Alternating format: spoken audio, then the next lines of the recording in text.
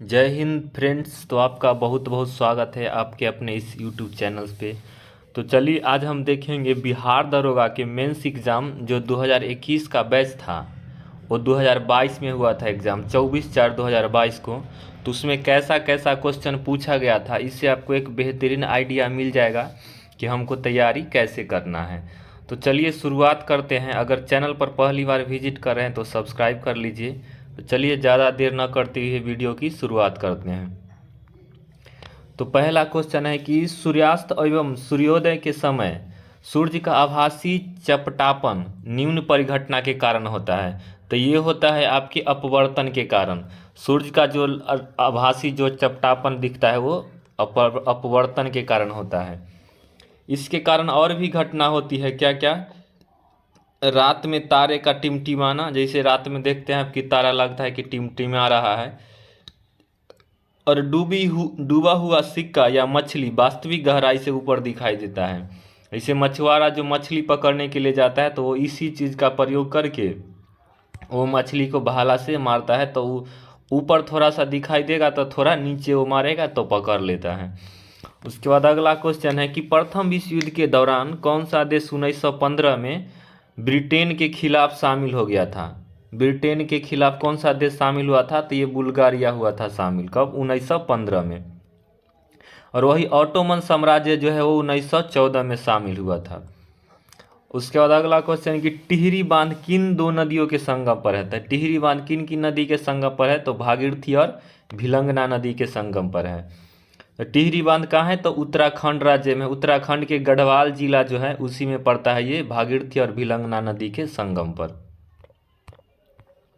अगला प्रश्न है कि किसी अर्धचालक का ताप बढ़ाने पर उसकी प्रतिरोधकता क्या होती है? तो जब उसका ताप बढ़ेगा तो प्रतिरोधकता क्या हो जाएगा? घट जाएगा। तो प्रतिरोधकता घटेगा तो चालकता बढ़ जाएगा। जिसका प्रतिरोध कम होगा उसका वो तो अच्छा चालक हो जाएगा ना। तो इसी प्रकार से चालकता क्या होगा? आपके बढ़ जाएगा। उसके बाद नेक्स्ट क्वेश्चन है कि यदि एक कूट भाषा में ब्रांच को EPDLF लिखा जाता है तो उसी कूट भाषा में मास्टर को कैसे लिखा जाएगा? तो मास्टर को कैसे लिखा जाएगा? तो ये आपका हो जाएगा PYVRHP। तो इसमें चल क्या रहा है? तो चल रहा है कि पहला जो लेटर है उसमें 3 प्लस होके ई बन जा रहा है, दूसरा लेटर में फिर माइनस के 2 हो जाता है, फिर तीसरा लेटर में क्या हो रहा है कि 3 प्लस होता है, फिर चौथा लेटर में 2 माइनस हो रहा है। तो उस प्रकार से मास्टर में भी वैसी करेंगे कि पहला लेटर में 3 प्लस, दूसरा में 2 माइनस। अगला क्वेश्चन है अब कि 5 सेमी भुजा वाले घन के सभी सतहों को पेंट किया गया, उसको चारों तरफ से पेंट कर दिया गया तथा 1-1 सेंटीमीटर भुजा वाले छोटे घनों में काटा गया है। तो कितने घन ऐसे होंगे जिनके 2 फलक पेंट होगा? 2 फलक पेंट वाला पूछ रहा है घन, तो ये हो जाएगा आपके टोटल कितना? तो 36 घन हो जाएगा। तो 2 फलक के लिए सूत्र क्या होता है? 12 × n-2। तो यहाँ पे 12 तो 12 हो जाएगा, n क्या हो जाएगा? n की जगह हो जाएगा आपके ये 5। कौन सा? इसमें 5 दिया हुआ है, n का मान 5 दिया हुआ है। तो हो जाएगा 12 × 5 - 2। तो ये हो जाएगा 12 गुने क्या? 12 गुने 3, तो 12 तिहाई 36। यहाँ हो जाएगा 12 गुने 3 हो जाएगा तो 12 तिहाई 36 हो जाएगा। और वही एक फलक अगर रंगा होगा तो ये सूत्र होगा 6 × n-2 के होल स्क्वायर। तो यही यहाँ जो 2 है इससे गुना होकर ये 2 फलक का हो जाता है। और 3 फलक में हमेशा 8 ही होगा। कैसे? तो इसका होगा 3 फलक में नीचे होगा 4 कॉर्नर और 4 कॉर्नर आपका कहाँ हो जाएगा? ऊपर हो जाता है। जो ऊपर से लगेगा उसको तो ये 4 कॉर्नर ऊपर हो जाएगा। अगला प्रश्न है कि निम्नलिखित में न्यूनतम संख्या कौन है? तो इतना जो संख्या दिया है इसमें सबसे न्यूनतम आपका 7/11 है। इस सबको भाग दे करके मान निकालिएगा तो सबसे कम आपका 7/11 आएगा। उसके बाद अगला है कि टीपू सुल्तान की मृत्यु के उपरांत 1799 में मैसूर का राजा कौन बना था? तो मैसूर का राजा कौन बना था? तो कृष्णराज तृतीय बना था। कौन? कृष्णदेवराज तृतीय। 1799 के चौथा अंगल मैसूर युद्ध में क्या हुआ था? टीपू सुल्तान की मृत्यु हो गया था और उसके बाद कृष्णराज तृतीय वहाँ का शासक बना था। और कृष्णराज तृतीय किस वंश का था? तो ये वड्यार वंश का था। किसका था? वड्यार वंश का। क्वार्ट्ज का रासायनिक नाम क्या है? तो क्वार्ट्ज का रासायनिक नाम हो जाता है आपके सोडियम सिलिकेट। क्या है रासायनिक नाम? सोडियम सिलिकेट है, जिसका सूत्र क्या होता है? Na2SiO3 हो जाता है। उसके बाद अगला प्रश्न है कि प्रत्येक राज्य से राज्यसभा के लिए चुने जाने वाले सदस्यों की संख्या किस अनुसूची में वर्णन है? तो इसके बारे में है आपके चौथी अनुसूची में वर्णन। पहले अनुसूची में है राज्य के बारे में और चौथी अनुसूची में क्या है? तो ये इसके बारे में है राज्यसभा के सदस्य के बारे में। और 10वीं अनुसूची में क्या है? तो दल बदल कानून के बारे में है। अगला क्वेश्चन है 11 नंबर। 11 नंबर क्वेश्चन कर रहा है कि 540 के गुणनखंडों की संख्या कितनी है? तो 540 में गुणनखंड की संख्या हो जाएगा आपके 24।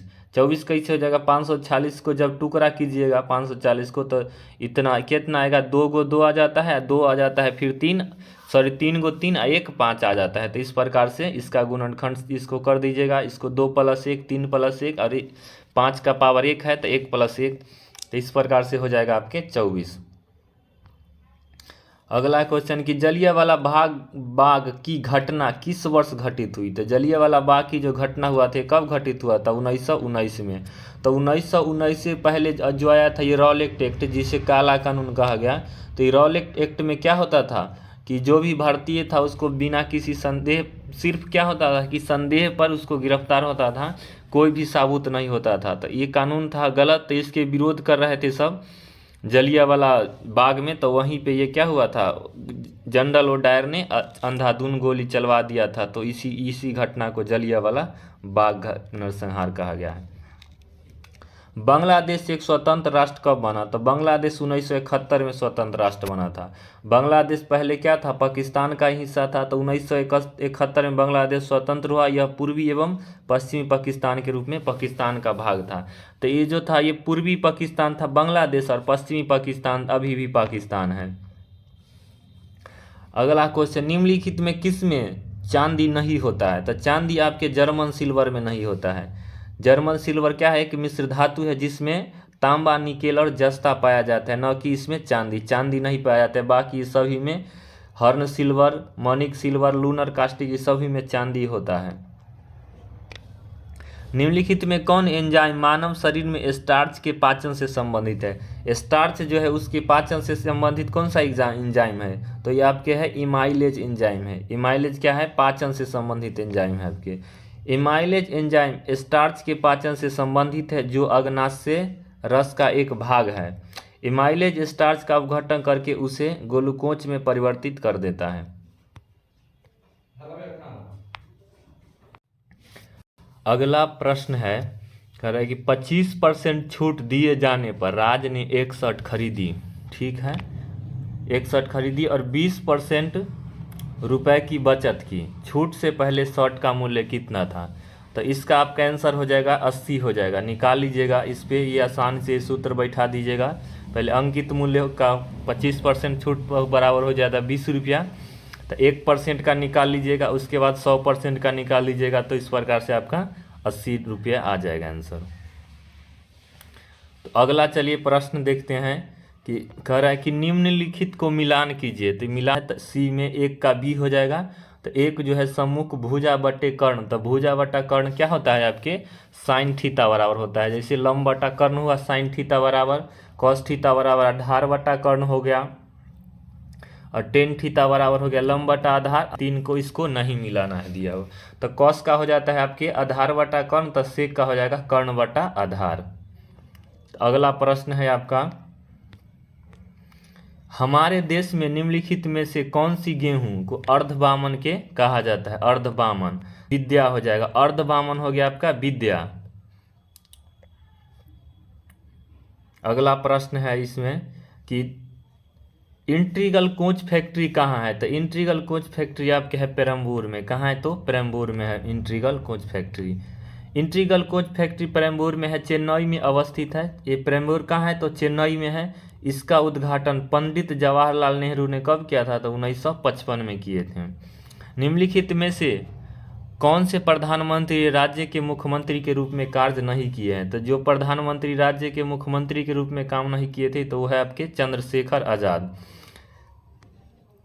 उसके बाद अगला है कि क्लोरोजाइलिनॉन तथा टार्पिनॉल मिश्रण के रूप में प्राप्त है किससे? तो ये होता है प्रतिरोधक का काम करता है। कैसा काम करता है? ये दोनों का मिश्रण जो बना करके जो मिश्रण बनता है वो करता है प्रतिरोधक के रूप में काम। अगला है कि पिता और पुत्र की आयु का अनुपात हो गया आपके 3:1। उनकी आयु का गुणनफल इतना है तो 5 वर्ष बाद उनकी आयु का तय है कि निम्न में कौन सा जीवाणु बैक्टीरिया दूध से दही में परिवर्तित करता है? तो दूध से दही बनाने में लैक्टोबैसिलस का होता है, ये बैक्टीरिया है, ये करता है। निम्नलिखित में कौन आनुवांशिकता रूपांतरण खाद्य पादप है? तो खाद्य पादप कौन है जो आनुवांशिकता रूपांतरण है? तो ये है सुनहरा धान, गोल्डन राइस है। क्या है? इसी को कहता है गोल्डन राइस। इंग्लिश में हो जाएगा आपके गोल्डन राइस। इसमें क्या करता है कि ये जो चावल होता है उसको एक टेक्निकल के रूप में इसको बनाया जाता है और इसमें पौष्टिक बनता है जिसमें विटामिन ए अधिक मात्रा में रहता है। ये ब्लड रिलेशन का क्वेश्चन है कि समीर ने कहा सरिस्का मेरी माता की पत्नी के, तो ये हो जाता है आपकी इसका आंसर। इसको रोक के आप बना लीजिएगा पुत्र वधू होता है। इसमें समीर के कह रहा है, समीर ने कहा, तो समीर को एक सेंटर पॉइंट पे रखिएगा। और किसके अब विषय में कह रहा है? तो सरिस्का के विषय में। तो यहाँ से इसको कहिएगा कि इसका समीर का ये माता हो गया, समीर के माता के पोता, माता के पोता कौन हो गया? तो यहाँ हो गया पोता। पोता के पत्नी कौन हो गया? तो ये है, तो ये जो है ये सरिस्का है, इसके पोता की पत्नी है। तो अगर ये पोता का ये पत्नी हो जाता है तो ये पोता है इसका, तो ये इसका कौन हो जाएगा? समीर का। तो समीर का ये हो जाएगा बेटा हो जाएगा, चाहे भतीजा होगा। तो बेटा चाहे भतीजा के पत्नी क्या हो जाएगा? तो पुतो हो जाएगा, मतलब पुत्र वधू हो जाएगा। परमाणु रिएक्टर में ग्रेफाइट का प्रयोग किस रूप में किया जाता है? तो ग्रेफाइट का प्रयोग किया जाता है मंदक के रूप में। मंदक मतलब उसको स्लो करने के लिए, उसको डाउन करने के लिए। जैसे ज़्यादा अनियंत्रित हो जाएगा तो वो क्या होगा, मतलब ज़्यादा स्पीड चलेगा तो ठीक से काम नहीं कर पाएगा, इसीलिए वो उसको नियंत्रित करने के लिए मंदन करने के लिए उसका प्रयोग किया जाता है। उसके बाद अगला प्रश्न है इसमें कि मध्य रेल मंडल का मुख्यालय क्या है? मतलब सेंट्रल रेलवे का मुख्यालय, तो यह मुंबई CST है। कहाँ है? तो मुंबई CST है, सेंट्रल रेलवे जोन। आयरन की कमी से क्या होता है? तो आयरन की कमी से कौन सा रोग होता है? तो एनीमिया होता है। ये एनीमिया होता है। इसमें क्या होता है कि रक्त में आयरन की कमी से शरीर में रक्त की कमी हो जाती है, जिससे रोग विशेषज्ञ की भाषा में एनीमिया कहा जाता है। भूमध्य रेखा निम्नलिखित में से किस देश के मध्य से होकर नहीं गुजरती है? तो भूमध्य रेखा जो है ये भारत से होकर नहीं गुजरती है। भारत से कर्क रेखा गुजरती है, न कि भूमध्य रेखा। कौन सा रेखा गुजरती है? तो ये कर्क रेखा भारत से होकर गुजरती है। चलिए अगला क्वेश्चन देखिए कि भाखड़ा नागन बांध किस नदी पर है? तो भाखड़ा नागन बांध है आपके सतलज नदी पर। भाखड़ा नागन बांध सतलज नदी पर बना है। भाखड़ा नागन बांध के जलाशय का नाम गोविंद सागर है। तो सतलज नदी पर कहाँ है? तो पंजाब में है। जोग या गरसोप्पा जलप्रपात किस नदी पर है? तो ये है आपके शरावती नदी पर। शरावती नदी पर कहाँ है? तो कर्नाटक में है। जहाँ आरा द्वारा लिखित शेख मोइनुद्दीन चिश्ती का जीवनी है, तो शेख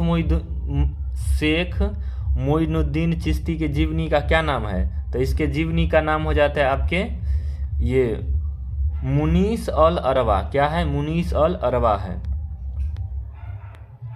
महात्मा गांधी ने असहयोग आंदोलन को कब वापस लिया? तो असहयोग आंदोलन को ये लिए थे फरवरी 1922 को। कब? 5 फरवरी 1922 को ये वापस लिए थे। और ये चलाए कब थे? तो यह आंदोलन तो 1 अगस्त 2020 को ये चलाए थे और 1922 को चौरी चौरा जो घटना हुआ उसके कारण इन्होंने क्या किए?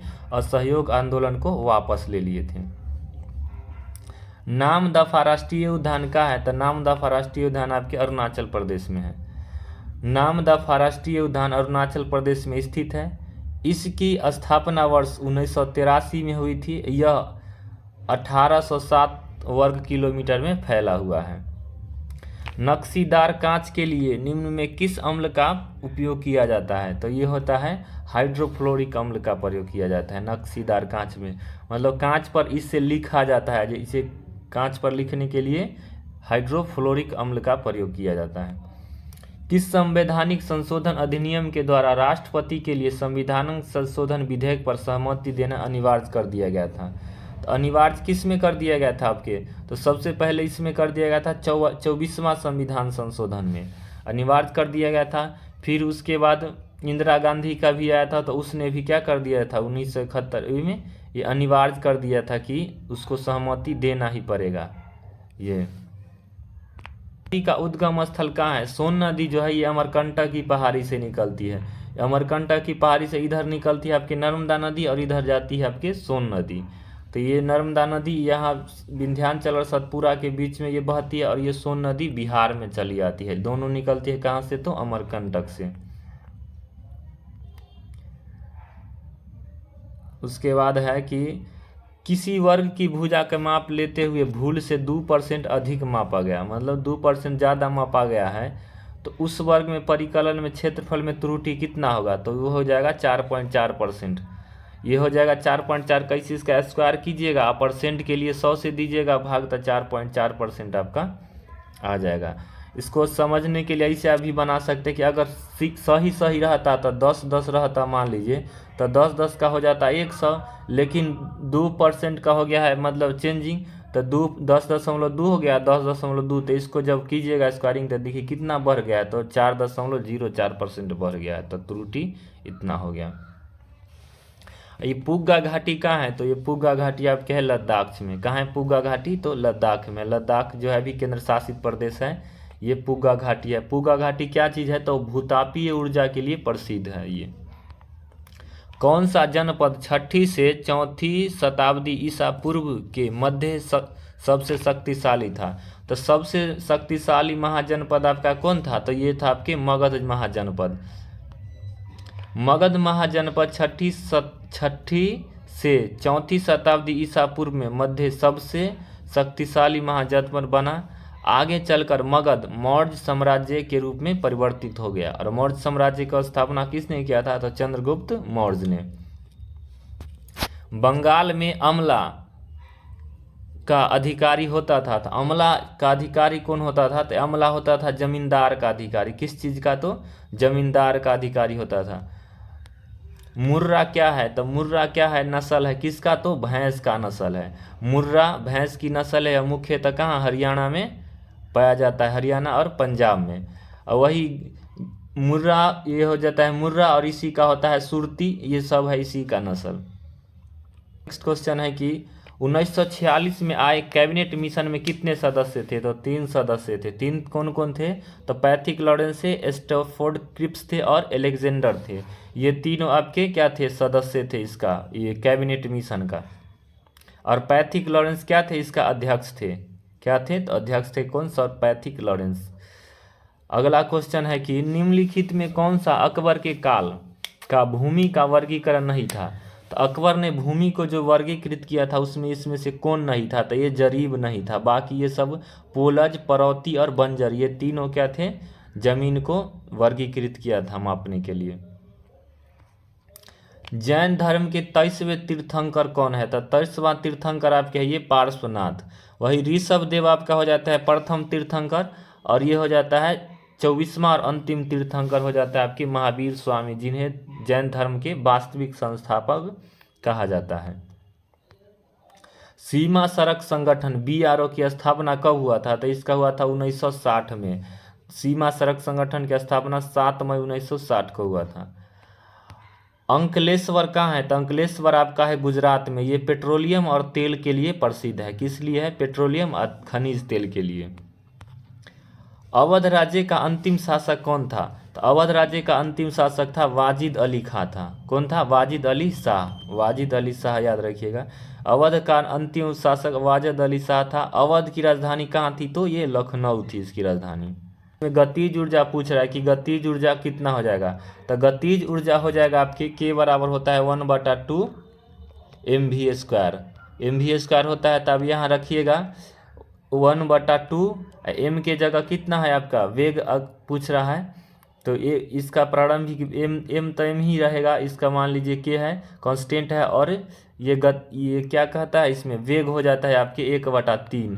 तो 1/3 को स्क्वायर कीजिएगा तो 1/9 आ जाएगा। तो इस प्रकार से आपका आंसर कौन आ जाएगा, k/9। कौन आ जाएगा आंसर, तो k/9 आ जाएगा। भिलाई, दुर्गापुर तथा राउरकेला इस्पात संयंत्रों का निर्माण किस पंचवर्षीय योजना में हुआ था। तो इस सब का निर्माण हुआ था आपके द्वितीय पंचवर्षीय योजना में। एक याद रखिएगा आप, इसमें बोकारो स्टील प्लांट, बोकारो जो है उसका निर्माण हुआ था किस में, तो तृतीय पंचवर्षीय योजना में बोकारो का। बाकी सब का हुआ था द्वितीय पंचवर्षीय योजना में, जो इम्पोर्टेंट है वो। दुर्गापुर, भिलाई, राउरकेला इस्पात संयंत्रों का निर्माण द्वितीय पंचवर्षीय योजना में हुआ, और भिलाई छत्तीसगढ़ में, दुर्गापुर पश्चिम बंगाल में, और राउरकेला कहाँ है, तो उड़ीसा में स्थित है। निम्न में से कौन सी धातु केवल परावैंगनी किरणों की प्रतिक्रिया कर अपने पृष्ठ से इलेक्ट्रॉन उत्सर्जित करती है। तो परावैंगनी किरण से प्रतिक्रिया करके इलेक्ट्रॉन जो उत्सर्जित करती है वो धातु कौन है, तो जिंक है। जिंक धातु पर परावैंगनी तरंगों की प्रतिक्रिया होती है, जो जिंक के पृष्ठ इलेक्ट्रॉन का उत्सर्जन होता है, इसे तापीय उत्सर्जन कहते हैं। क्या कहते हैं, तो तापीय उत्सर्जन। उसके बाद अगला है कि एक वाहन P बिंदु से 10 किलोमीटर उत्तर दिशा में चलता है। तो ये रीजनिंग का आपका क्वेश्चन है, तो इसका बना लीजिएगा आप। अगला क्वेश्चन देखिए, ये भी है रीजनिंग का। तो रीजनिंग में इसमें क्या होता है, 3 बिंदु वाले फलक के विपरीत फलक पर कितने बिंदु होंगे जब उस चित्र को घनाकार में बनाया जाएगा। तो इसको घनाकार में जब बनाया जाएगा तो 3 बिंदु वाला में पूछ रहा है। तो 3 बिंदु किस में है, तो इसमें है 3 बिंदु, तो इसके विपरीत फलक में कौन हो जाएगा, तो आपका ये 6 हो जाएगा।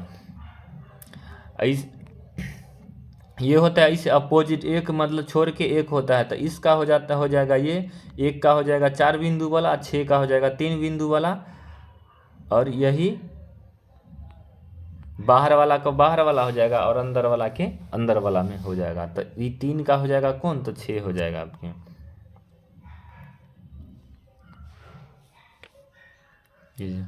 उसके बाद अगला प्रश्न है, अगला प्रश्न कह रहा है कि सार्व समीकरणों को ध्यान में रखते हुए सही विकल्प का चयन करें। तो इसमें से सही विकल्प को पूछ रहा है। तो इसमें सूत्र होता है sine square theta plus cos square theta बराबर 1।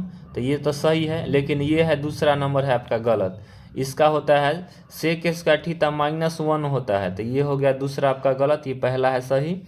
तीसरा है कि सेक स्क्वायर थीटा माइनस जो cosec square theta minus cot square theta, तो ये हो जाता है आपका सही है। तो 1 और 2 सही है। इसका कौन कौन है, ये भी सही है और ये भी सही है। तो इस प्रकार से ऑप्शन के अकॉर्डिंग कौन होगा, तो ऑप्शन में दिया है कि बी हो जाएगा 2 और 3, ये दोनों इसका सही है। अगला प्रश्न है इसमें, वर्ल्ड इकोनॉमिक आउटलुक का प्रकाशन निम्नलिखित में किस संस्थान द्वारा किया गया। तो किस संस्थान द्वारा किया गया है, तो अंतर्राष्ट्रीय मुद्रा कोष के द्वारा किया गया है। तो ये करंट अफेयर का प्रश्न है आपके। वह क्रिया जिसमें एक आर्किड अधिपाद की तरह एक वृक्ष पर आता है क्या कहलाता है। तो आर्किड जो आता है वो कहलाता है सहभोजिता। सहभोजिता होता है क्या, इसमें सहभोजिता होता क्या है कि एक व्यक्ति को होता है जिसमें लाभ, मतलब एक जो जीव होगा उसको होगा क्या आपके, तो लाभ होगा और दूसरे को हानि नहीं होगा। जैसे आर्किड का अधिपाद की तरह किसी वृक्ष पर उगना सहभोजिता का उदाहरण है। सहभोजिता में एक जाति को लाभ होता है और दूसरे को नहीं लाभ होता है और नहीं हानि होता है, इसको कहा जाता है सहभोजिता। प्राचीन भारत में वनवासी को किस नाम से जाना जाता था, तो निषाद कहा जाता था। वनवासी जो वन में रहते थे उसको क्या कहा जाता था, तो निषाद कहा जाता था। भारत के निम्नलिखित राज्यों में किस में डेवसा दर्रा है। तो डेवसा दर्रा कहाँ है आपके, तो डेवसा दर्रा आपके डेवसा दर्रा ये हो जाता है आपके हिमाचल प्रदेश में। कहाँ, तो हिमाचल प्रदेश में। डेवसा दर्रा हिमाचल प्रदेश में के हिमालय क्षेत्र में स्थित है। यह कुल्लू तथा स्पीति के मध्य स्थित है। निम्नलिखित में से किस पादप के परागण एलर्जी कारक है। किस पादप के परागण एलर्जी का कारक है, तो ये पार्थेलियम का है। किसका, पार्थेलियम का। पार्थेलियम एक परागकण का एलर्जी कारक है। निम्नलिखित में कौन सा एंजाइम का भाग नहीं है? तो एंजाइम का भाग नहीं है आपके, तो ये चलनी नलिका इसका भाग नहीं है। निम्नलिखित में से कौन सा क्षेत्र भारत का जैव विविधता अति क्षेत्र है? तो जैव विविधता क्षेत्र कौन है भारत का? तो ये हो जाता है आपके पश्चिमी घाट। कौन है? तो पश्चिमी घाट है। तो ये जो भारत का इसे ये जो क्षेत्रफल है, ये मतलब ये मैप है, इसी के ये हो गया पूर्वी, इधर हो गया पश्चिमी, तो ये जैव विविधता क्षेत्र है। कैप्रोलैक्टम का उपयोग किसके निर्माण के लिए किया जाता है? तो नाइलॉन 6 के निर्माण में। किसके? तो नाइलॉन 6 के निर्माण में। स्वैथलिंग कप किस खेल से संबंधित है? तो स्वैथलिंग कप आपके है टेबल टेनिस से संबंधित है। उसके बाद अगला है प्रश्न आपके कि हस्तिनापुर का उत्खनन कब हुआ था? तो हस्तिनापुर का उत्खनन कब हुआ था? तो 1950 से 1952 के बीच हुआ था। उसके बाद निम्नलिखित में किस लेंस का उपयोग करके मानव आंख की मायोपिया की समस्या को ठीक किया जाता है? मायोपिया मतलब हो गया आपके निकट दृष्टि दोष। तो निकट दृष्टि दोष को किस लेंस से करेगा? तो अवतल लेंस से करेगा। वही दूर दृष्टि दोष को करेगा आपके उत्तल लेंस से।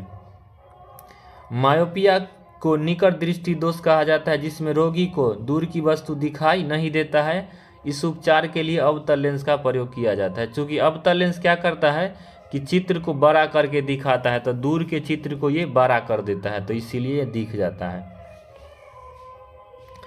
इसके बाद ये मैथ का प्रश्न है, इसको देख लीजिएगा। निम्न में कौन सी वस्तु हड़प्पा स्थल से प्राप्त नहीं है? तो हड़प्पा स्थल से कौन सा वस्तु नहीं है प्राप्त आपके? तो यह है सूती वस्त्र न हुआ था प्राप्त। बाकी मिट्टी के बर्तन देखे थे कि मृदभांड था, गहना भी मिला था, ताम्र शीशा भी मिला था, ये सब मिला है। ये सूती वस्त्र वहां से नहीं मिला है। निम्न श्रेणियों में कौन सी पश्चिमी घाट का भाग नहीं है? तो पश्चिमी घाट का भाग कौन है? तो कामेत नहीं है पश्चिमी घाट का भाग। कामेत पश्चिमी घाट का भाग नहीं, यह उत्तराखंड के हिमालय का भाग है। किस वर्ष में केंद्र सरकार ने रेल बजट को आम बजट से साथ मिला दिया? दोनों को साथ मिला दिया था मोदी जी ने 2017 में मिला दिए थे, रेल बजट और आम बजट को एक साथ। कृष्णदेवराय ने अपनी माता के नाम पर विजयनगर के समीप किस नगर का स्थापना किया था? तो ये नागलपुरम का किया था। एक गैस कार्बन डाइऑक्साइड के साथ तो अभिक्रिया करता है परंतु सोडियम बाइकार्बोनेट के साथ नहीं करता है, तो वह गैस कौन है? तो वह गैस है आपके कार्बन डाइऑक्साइड है। ये सोडियम हाइड्रोक्स बाइकार्बोनेट के साथ अभिक्रिया नहीं करता है। यह लुप्त संख्या इसमें ज्ञात करना है, तो इसमें लुप्त संख्या आपका 8 हो जाएगा। इसमें कितना हो जाएगा? तो 8 इसमें चल। उसके बाद अगला देखते हैं क्वेश्चन।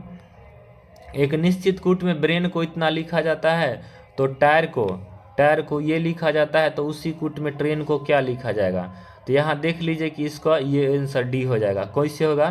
तो देखिए बी के जगह पर आ जाता है आपके स्टार और टी के जगह पर आ जा रहा है आपके ये डॉलर। तो टी के जगह डॉलर है तो डॉलर रखिएगा, आर के जगह आपका परसेंटेज है तो परसेंटेज रखाएगा, ए के जगह पे आपका यहाँ देख लेते हैं कि भाग है तो भाग रख दिए, उसी प्रकार से जिसके जगह पे जो है वो रख दिए, फिर आ गया आंसर।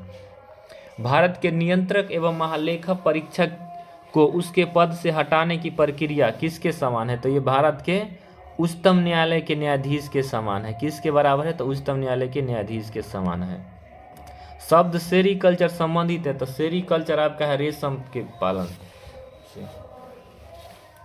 उसके बाद अगला है क्वेश्चन इसमें, निम्नलिखित में से कौन सी विश्व की हानिकारक जलीय खरपतवार है? तो ये है आपके आइचोर्निया है। आइचोर्निया विश्व के जलीय खरपतवार नाशक है। निम्नलिखित में से कौन सा देश सार्क का सदस्य नहीं है? तो सार्क आपके इसमें ईरान नहीं है, बाकी ये सब अफगानिस्तान, मालदीव, भूटान सब है। सार्क का फुल फॉर्म हो गया south Asian association for regional corporation. तो इसका सदस्य कौन नहीं है? तो ईरान है, क्योंकि ईरान आपका साउथ में नहीं पड़ जाता है, उधर पड़ जाता है। इसमें 8 सदस्य देश है। साउथ सार्क में कितना है? 8 सदस्य देश है। कौन कौन है? तो भारत, पाकिस्तान, भूटान, नेपाल, बांग्लादेश, श्रीलंका, मालदीव, अफगानिस्तान। ईरान सार्क का सदस्य नहीं है। किस मुगल सम्राट के शासनकाल में मुगल दरबार में चाहर तस्लीम और जमीन बोस लागू था। तो जमीन बोस ये सब लागू किसके टाइम में था? तो ये शाहजहां के टाइम में था। जमीन बोस मतलब क्या हुआ कि जमीन को चूमना। क्या हुआ? जमीन को चूमना। तो शाहजहां के दरबार में जो आता था वो जमीन को चूम के आता था।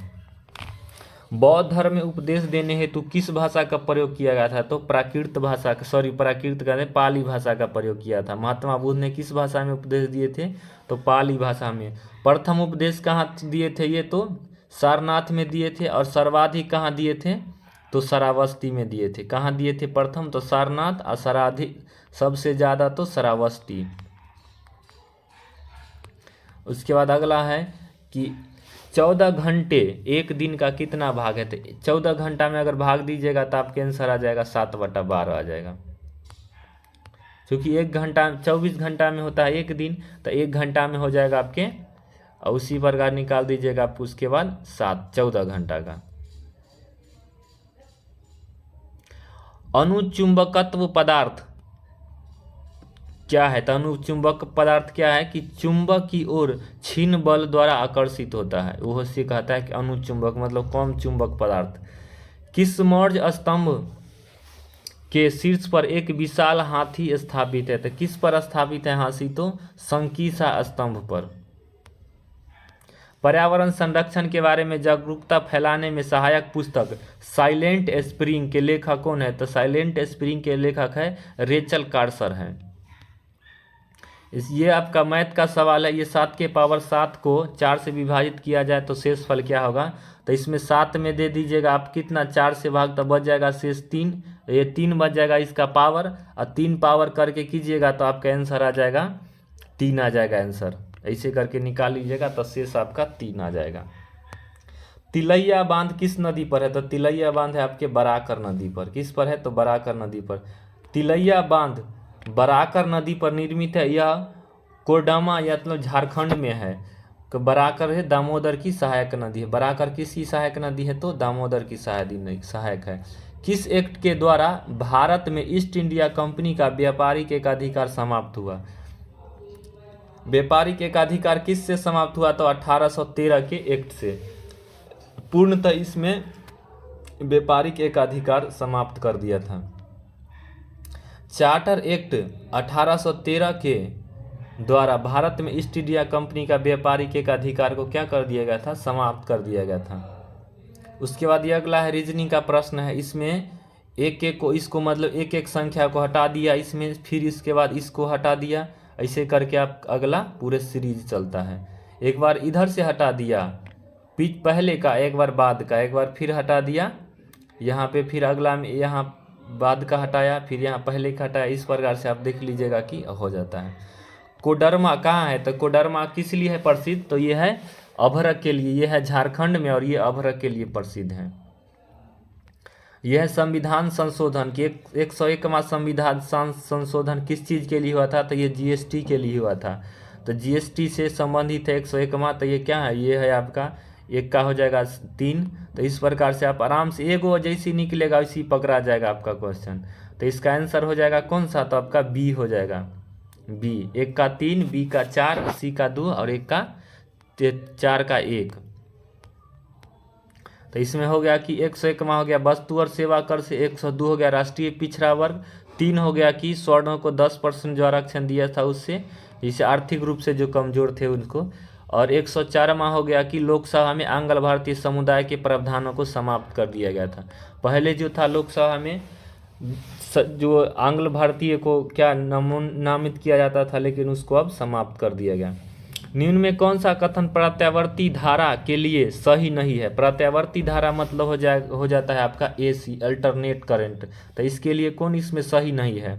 तो इसके लिए इसका परिणाम समान रहता है, नहीं बदलते रहता है इसका परिणाम। यह लंबी दूरी तक संचारित की जाती है, बिल्कुल की जाती है। इसका उत्पादन सस्ता है, ये भी सही है। और इसके बाद यह है कि इस वोल्टता का आसानी से बदला, इसकी वोल्टता को जैसे ट्रांसफार्मर लगा के क्या किया जाता है, कम बेसी कर लिया जाता है। उसके बाद यह है आपका मैथ का प्रश्न, इसको बना लीजिएगा रोक करके वीडियो। तो इसका आंसर हो जाएगा आपके 4991। अगला है प्रश्न कि महात्मा गांधी की जीवनी के लेखक कौन है? तो महात्मा गांधी का जो जीवनी जो लिखाया था उसका लेखक कौन है? तो ये है आपके डी.जी. तेंदुलकर। डी.जी. तेंदुलकर, उनका पुस्तक के नाम क्या था? महात्मा, लाइफ ऑफ मोहन करमचंद गांधी, मोहनदास करमचंद गांधी। इनका बचपन का नाम था मोहनदास करमचंद गांधी, महात्मा गांधी का। रेगुर मिट्टी इस नाम से भी जानी जाती है, मतलब रेगुर मिट्टी का अन्य नाम क्या है? तो काली मिट्टी भी रेगुर मिट्टी को ही कहा जाता है। इस मिट्टी में क्या होता है? इसे स्वतः जुताई की कहा जाता है। क्यों? क्योंकि जब ये इसमें दरार हो जाता है, दरार होने के बाद ये जोताया हुआ जैसा लगने लगता है। और ये कपास की खेती के लिए क्या है आपके? तो ये उपयुक्त है कि इसमें कपास की खेती मूल रूप से की जाती है। नामेरी बाघ अभयारण्य भारत के किस राज्य में है? तो नामेरी बाघ अभयारण्य है आपके असम में पड़ जाता है। कहाँ है? असम में। निम्नलिखित शब्दों में से एक तार्किक क्रम में व्यवस्थित कीजिए। तो तार्किक क्रम में इसमें व्यवस्थित करने के लिए कह रहा है। तो सबसे पहले आपका हो जाएगा 4। कोई भी व्यक्ति क्या होगा? पहले वो बीमार होगा। बीमार जब होगा तो उसको लेके जाएगा अस्पताल। और जब उसको अस्पताल में लेके जाएंगे तो अस्पताल में क्या करेंगे? वहाँ उसको भर्ती करेंगे। और जब वो भर्ती हो जाएगा तो उसका क्या हो जाएगा? भर्ती होने के बाद रोग का उसका निदान होगा। जब निदान हो गया तो उसका पूर्ण रूप से उपचार हो गया। तो इस प्रकार से आंसर आपका हो जाएगा ए। अगला प्रश्न है इसमें, भारत में मीठे पानी की सबसे बड़ी झील कौन है? तो ये बुलर झील है। ये बुलर झील कहाँ है? तो आपके जम्मू कश्मीर में है। कि भारत के केंद्र शासित प्रदेश वर्तमान में ये बना हुआ है ये बुलर झील। ये मीठे पानी की सबसे बड़ी झील है। आर्द्रतापूर्ण दिन में प्रातः काल के समय यदि एक नरम तने वाले पादप को नीचे क्षैतिज दिशा में तीखे ब्लेड से काट दे तो कटे हुए तने पर द्रव का कुछ मात्रा ऊपर की ओर उड़ जाता है। यह किस कारण से होता है? तो ये ऊपर जो उठ जाता है ये मूल दाब के कारण होता है, क्योंकि मूल से उसको नीचे से दाब कर देता है। संतलत काल के दौरान दीवाने अर्ज विभाग का किस चीज से संबंधित है? तो दीवाने अर्ज था ये सैन्य विभाग से है। किससे है? तो सैन्य विभाग से है। सैनिक से क्या अर्ज करता है? सैनिक, इससे याद रखिएगा। उसके बाद अगला क्वेश्चन है कि पीट द्वीप पक्षी अभयारण्य, पीट द्वीप पक्षी अभयारण्य कहाँ है? तो ये है आपके लक्षद्वीप में है। याद रखिएगा, पीट द्वीप तो लक्षद्वीप। पीट द्वीप कहाँ है? तो लक्षद्वीप में है। अगला है कि लोकसभा में विपक्ष का नेता बनने के लिए कम से कम सदन के कुल सीटों का कितना हासिल होना चाहिए? तो कम से कम 1/10वां हिस्सा हासिल होना चाहिए। जैसे लोकसभा में 550 सीट है तो उसमें से 1/10वां, कम से कम उसके पास 55 सीट होगा तो वो क्या होगा? वो लोकसभा के आपके विपक्षी दल का नेता बन सकता है। तो चलिए, उम्मीद करते हैं कि आप समझ गए होंगे। तो अब अगला सेट में हम फिर अगली सेट को देखेंगे अगला वीडियो में। तो आज के लिए इतना ही। अब मिलते हैं अगली क्लास में। जय हिंद।